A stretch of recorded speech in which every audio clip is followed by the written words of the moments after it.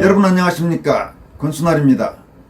오늘은 먼저 4.15 총선 파주을 투표지 증발 의혹 고소사건과 관련해 부방대 즉 부정선거 부패방지대가 부실수사 비판을 받고 있는 파주경찰서를 규탄하고 경찰 관련자들의 문책을 요구하는 긴급 성명서를 발표했다는 소식부터 전해드리겠습니다. 이어서 대장동 로비 의혹을 받고 있는 권순일 전 대법관 겸 중앙선관위원장이 본격적인 변호사 활동에 나섰다는 소식과 외국 시민의 공적으로 꼽히는 박영수 전 특별검사가 두 번째 구속영장 청구 끝에 드디어 영장이 발부돼 수감됐다는 소식도 살펴보겠습니다. 황교안 전 국무총리가 총괄대표를 맡고 있는 부방대는 경찰 본연의 책임과 기능을 상실하고 국가기관을 흔드는 범죄의 공범 집단으로 전락한 파주경찰을 규탄한다라는 제목의 성명서를 발표했습니다. 부방대는 4.15 총선 선거부정 의혹 진상규명운동과 함께 지난 3구 대선에서 전국적으로 철저한 부정선거 감시활동을 벌여 망국적 좌익정권 연장을 저지하고 정권교체에 실질적으로 적지 않은 기여를 했다는 평가를 듣고 있는 애국 시민단체입니다. 부방대는 성명서에서 파주경찰서는 파주을 지역구 2020년 4월 15일 선거에 대한 선거 무효소송에서 투표장에도 있었고 개표장에도 있었던 특정 투표지들이 재검표 현장에서 사라진 사건을 대상으로 고소 및 고발한 사건을 무혐의 처리하였다. 무혐의 처리하는 과정에서 고소인 고발인 조사만 하고 사라진 투표지들의 보관 책임을 지는 독점 배타적 주체인 파주선관위를 전혀 조사하지 않은 채 무혐의 결정을 하였다고 한다. 더욱이 검찰에서는 부실한 수사 절차와 내용을 지적하며 두 차례에 걸쳐 재수사 지시를 내렸음에도 불구하고 추가 수사 없이 반복해서 무혐의 처리를 하였다고 한다며 파주경찰서를 규탄했습니다. 이어서 국민의 세금으로 운영되는 모든 공무원 조직이 그렇듯이 경찰도 고소, 고발 등에 의하여 범죄 사실을 인지하게 되면 정해진 절차와 규범에 따라서 범죄에 대한 수사를 진행할 의무가 있다. 그러나 파주경찰서 서장, 수사과장, 수사관 등은 모든 경찰 공무원이 마땅히 지켜야 할 수사 진행 절차의 의무를 방기하고 피고소인, 피고발인을 비호하는 듯한 절차 무시와 편파적인 결정을 하였다. 즉 경찰 본연의 책임과 기능은 방기하고 경찰 제복의 권위만 누리고 세금만 축내는 봉급충이자 심지어 범죄 방조자로 전락한 것이 파주경찰인 것이다 라면서 파주경찰서를 강도 높게 질타했습니다. 부방대는 이어서 사건의 핵심은 누가 투표지를 사라지게 했는지도 중요하지만 국민의 신성한 주권 행사의 상징인 다량의 투표지가 도둑질 당했는데도 파주경찰서 서장, 수사과장, 수사관 등이 경찰의 수사 지침과 절차를 모두 어기며 심지어 검찰의 재수사 지침도 태연히 무시하고 투표지 도둑질을 감추고 비호하는 공범에 준하는 만행을 저질렀다는 것이다 라고 질타했습니다. 성명은 이어서 선거의 투표지가 무엇인가? 대한민국이 자유민주주의 체제라는 국가 정체성의 상징이며 헌법에 따른 국민 주권이 표출된 것이 바로 투표지인 것이다. 투표지는 한 장 한 장이 그 가치를 따질 수 없는 대한민국 국가 시스템의 한 부분인 것이다. 즉 파주선관위에서 일어난 투표지 절도 내지 바꿔치기의 범죄는 일반 절도죄 방관이나 직무유기, 업무 태만의 정도가 아니라 파주경찰서 서장, 수사과장, 수사관 등이 대한민국의 근간을 흔들고 무너뜨리는 반역죄 수준의 범죄 행위를 은폐하고 비호하려는 체제전복 범죄 사건인 것이다 라고 질타했습니다. 부방대는 이 성명 마지막에서 이에 부정선거 부패방지대는 아래 사항을 요구하는 바이다 라면서 4개항의 요구사항을 전달했습니다.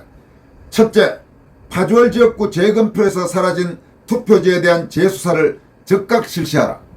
둘째, 사라진 투표지에 대한 고소 고발 사건을 무혐의 처리한 결재 라인과 그 경위를 철저히 조사하라. 셋째, 사라진 투표지에 대한 고소 고발 사건을 무혐의 처리하는 과정에 관여한 모든 관련자를 색출하여 즉시 직무정지를 시켜라. 넷째, 사라진 투표지에 대한 고소 고발 사건을 무혐의 처리한 관련자 모두를 직무감사에 회부하고 검찰에 고소하여 일벌백계 처벌을 집행하라. 이렇게 부방대는 성명에서 밝혔습니다. 이와 함께 부방대는 파주경찰서에 대한 본격적인 집회 실력 행사에도 나설 뜻을 분명히 밝혔습니다.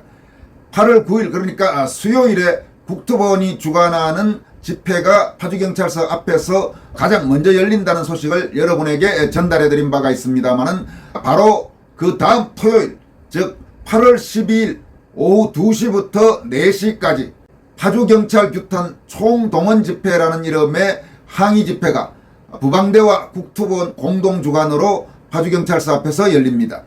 이 집회는 토요일에 열리기 때문에 아마 8월 9일 수요일 집회보다 훨씬 많은 시민들이 참여할 것으로 예상됩니다. 부방대에서는 최소한 1000명 이상이 참여하는 대규모 집회를 열겠다고 공언하고 있습니다. 부방대와 국토본이 공동주관하는 8월 12일 토요일 오후에 파주경찰 규탄 총동원 집회에는 고교연합, 전군연합, ROTC 예국동지회, 해사구국동지회, 310특명단, 강남포럼 자유시민연대, 자유민주수호운동본부, 파주시 태극기 지킴이, 태극단 선양회, 해병대 경호단 등 30여 개 단체가 주최단체로 함께 참여한다고 합니다. 아마 파주경찰서가 생기고 가장 큰 집회가 파주경찰서 앞에서 열릴 것으로 예상됩니다. 파주경찰서 앞에서 연쇄적으로 열리는 경찰 규탄 집회와 관련해서 윤용진 변호사는 파주경찰서 담당 수사관에게 애국 시민들이 경찰서 앞에서 집회를 열 것이라고 알려졌다면서 수사관이 심리적으로 위축되어 있다는 느낌을 받았다 이렇게 전했습니다. 그러니까 지금까지 경찰이 애국 시민들의 목소리를 무서워하지 않고 제대로 수사도 하지 않고 대략 넘어가려고 했는데 우선 검찰 구체적으로 의정부지검 고양지청의 이건정 검사가 2차례에 걸쳐서 보안 수사를 지시한 데다가 애국 시민단체들과 시민들이 경찰서 앞으로 가서 파주경찰서를 규탄하는 대규모 집회를 잇따라 연다고 하니까 이제 경찰도 정신이 번쩍 드는 것 같습니다. 아무튼 이런 흐름들을 계기로 경찰이 철저하게 다시 수사를 하기를 촉구하는 바입니다. 세상의 고소고발 사건과 관련해서 고소인 조사만 달랑하고 피고소인 조사나 혹은 참고인 조사 일절하지 않은 채 무혐의 사건 종결 불송치 결정을 하려 한다는 게 도대체 말이나 되는 이야기입니까? 파주경찰서는 서장부터 수사과장 그리고 소관까지 모두 대호각성하길 바랍니다. 다음으로 전해드릴 소식은 대장동 로비 의혹을 받고 있는 권순일 전 대법관 겸 중앙선관위원장이 본격적인 변호사 활동에 나섰다는 소식입니다. 참 권순일은 뻔뻔하기가 짝이 없다고 밖에 할 수 없습니다. 여러분 아시다시피 이 권순일이 바로 2020년 4.15 총선 당시 현직 대법관으로 중앙선관위원장을 겸직하고 있던 인물입니다. 그리고 그와 관련해서도 이런저런 여러가지 말들이 있지요. 권순일은 윤홍건 제너시스 BBQ 회장 등이 박현종 BHC 회장을 상대로 낸 71억 원 상당의 손해배상 청구 소송에 BBQ 측 대리인으로 참여하겠다면서 지난달 21일 대법원에 소송 위임장을 낸 것으로 확인됐습니다. 권순일은 2020년 대법관에서 퇴임한 뒤 대장동 개발사업 특혜 의혹을 받는 화천대유 자산관리 고문을 맡아서 월 1,500만 원의 고문료를 받은 것으로 알려지면서 논란이 됐습니다. 또 이재명 더불어민주당 대표의 공직선거법 위반 관련 대법원 판결에서 무죄 취지의 다수 의견을 내 대가성으로 화천대유에 영입됐다는 재판거래 의혹도 받고 있는 인물입니다. 권순일은 지난해 9월 변호사 등록을 신청했지만 대한변호사협회는 대장동 사건 의혹이 해소되지 않았고 관련 수사도 진행 중이라서 변호사 활동이 적절하지 않다며 자진 철회를 요청하는 공문을 2차례 보냈지만 권순일은 신청을 철회하지 않았습니다. 이에 따라 대한변협은 판검사, 변호사, 교수 등으로 구성된 등록심사위원회를 열어 심의 끝에 권순일의 변호사 등록을 받아들였는데 이제 본격적으로 변호사 활동, 즉 수임료를 받는 활동을 시작했다는 것입니다. 권순일은 현재 자신과 관련된 대장동 관련 의혹을 부인하고 있는 상태입니다. 검찰은 지난 2021년 11월 대장동 사건과 관련해 권순일을 소환조사한 바가 있습니다. 권순일은 또 이른바 대장동 50억 클럽 멤버의 한 사람으로 지목되기도 하고 있습니다. 이에 대해서는 아직 구체적인 내용이 확인된 건 아닙니다만은 박영수라든지 혹은 곽상도라든지 김수남이라든지 이런 사람들과 함께 이른바 50억 클럽 멤버로 보도된 바가 있습니다. 오늘 마지막으로 살펴볼 소식은 박영수 전 특검이 검찰의 두 번째 영장 청구만에 드디어 구속됐다는 소식입니다. 박영수에 대한 첫 번째 구속영장이 기각된 지 약 한 달 만입니다. 박영수가 구속됨에 따라 지지부진했던 검찰의 이른바 50억 클럽 수사가 본격적으로 다시 활기를 띨지도 관심입니다. 서울중앙지법 윤재남 영장전담 부장판사는 특정경제범죄 가중처벌 등에 관한 법률 위반 혐의를 받고 있는 박영수 전 특검의 구속영장을 발부했습니다. 이 윤재남이라는 판사는 그동안 영장전담 판사를 하면서 상당히 좌파 편향적이라는 그런 지적을 받아온 판사입니다. 그러나 박영수의 범죄 혐의가 워낙 뚜렷하고 만약 이번에도 구속영장을 기각할 경우 비판이 굉장히 높아질 것이라는 점을 생각하지 않을 수 없었던 것 같습니다. 박영수에 대한 영장실질심사는 5시간 30분 동안 진행됐습니다. 서울중앙지검 반부패 수사 1부는 220페이지가 넘는 프레젠테이션 자료를 통해 박영수 혐의의 중대성과 증거인멸 우려 등을 강조한 것으로 알려졌습니다. 이에 대해 박영수 측은 1차 영장심사 때와 비슷한 취지로 검찰의 주장에 맞섰습니다. 어제 보도해드렸습니다마는 박영수는 50억 클럽에 관한 의혹이 제기되자 지난 2월 망치로 자신의 휴대전화를 부쉈다고 검찰은 보고 있습니다.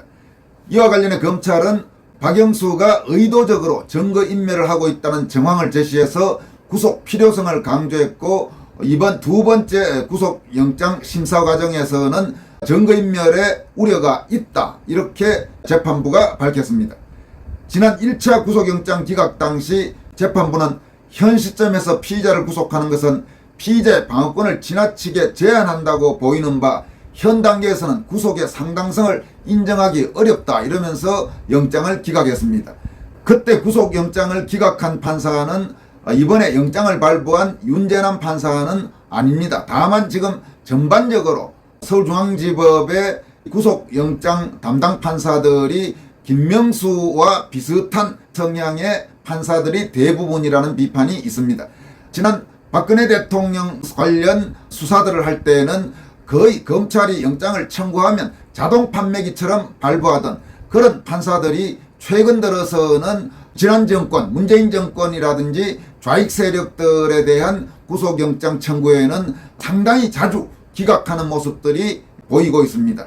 현재 한국의 법원이 그만큼 심각하게 좌편향됐다는 점을 보여준다는 지적이 나오고 있습니다.